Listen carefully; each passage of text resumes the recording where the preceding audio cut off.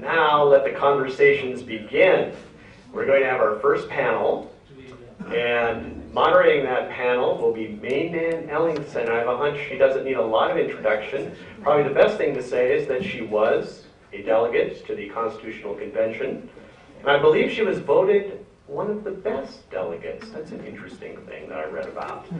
Mae Nan recently retired as an attorney in Missoula, and so she has been kind enough to moderate this first panel.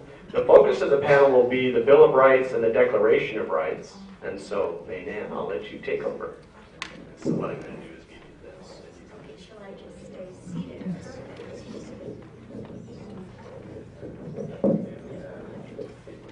Well, I would,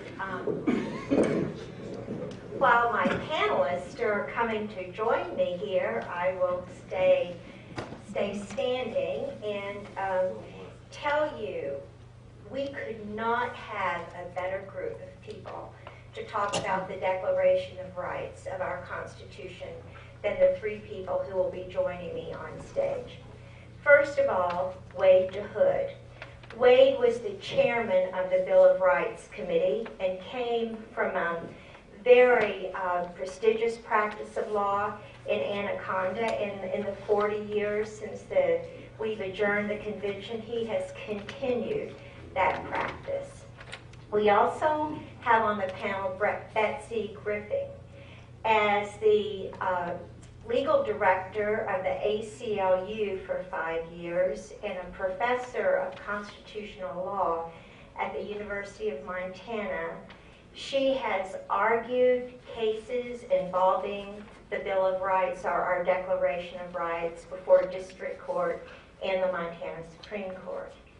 And finally, but very importantly, we have Justice Jim Nelson, who is about to finish up his 20th year on the Montana Supreme Court, and having served very distinguishedly there, and who has been very instrumental in this last 20 years of developing a strong jurisprudence of what our Bill of Rights means. So if these panelists will join me, we will get this panel kicked off.